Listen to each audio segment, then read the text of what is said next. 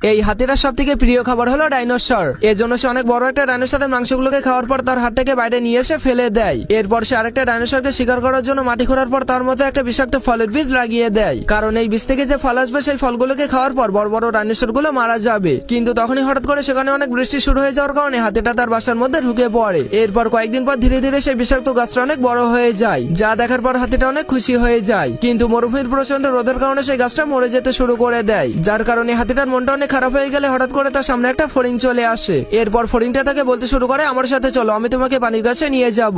এজন্য হাতিটা তার পিছু পিছু যাওয়ার পর একটা ছোট্ট পুকুরকে দেখতে পায়। তখন সে অনেক খুশি হয়ে নিজের মধ্যে অনেকগুলো পানিকে ভরে নিয়ে সেই গাছটার গোড়াতে গিয়ে দিয়ে দেয়, যার ফলে কিছুদিন পর তার সেই গাছে অনেকগুলো বিষাক্ত ফল ধরে যায়। তখন সেই ফলগুলোর ঘ্রাণ পেয়ে সেখানে অনেক বড় একটা ডাইনোসর চলে আসে, যার কারণে তাকে দেখার পর হাতিটা অনেক ভয় পেয়ে মরে যাওয়ার নাটক করতে শুরু করে। কিন্তু ডাইনোসরটা তাকে কিছু না বলে সেই পাকা পাকা ফলগুলোকে দেখার পর অনেক লোভে পড়ে গিয়েছিল। এজন্য হাতিটা তার একটা চোখ খুলে দেখতে শুরু করে সেই ডাইনোসরটা কি করছে। তখন ডাইনোসর নিজের লোভ সামলাতে না পেরে সেই পুরো গাছটাকেই খেয়ে ফেলে, যার কারণে সে অল্প কিছু দূর হাঁটার পর হঠাৎ করে মরে পড়ে যায়। এজন্য হাতিটা অনেক খুশি হয়ে দাঁড়িয়ে পড়ে সেই ডাইনোসরটাকে টেনে টেনে তার বাসার মধ্যে নিয়ে যায়। এরপর সেই ডাইনোসরটারও সবগুলো মাংসকে খাওয়ার পর তার হাতটাকে বাইরে নিয়ে ফেলে দেয়। এই শিকারিটা একটা খরগোশকে ধরার জন্য ফাঁদ পাততে শুরু করেছিল, কিন্তু তখনই সেখানে আরেকজন শিকারী এসে সেও ফাঁদ পাততে শুরু করে। তখন তাদের এইসব দেখার পর খরগোশটা অনেক অবাক হয়ে যায়। এরপর প্রথম শিকারিটা একটা গাজর নিয়ে তার ফাঁদের নিচে রেখে দেয়, যার কারণে সেই গাজরটাকে দেখার পর খরগোশটা অনেক লোভে পড়ে যায়। এজন্য অন্য শিকারিটাও মাটি খোঁড়ার পর মাটির মধ্যে থেকে একটা বড় গাজর বের করে নেয়।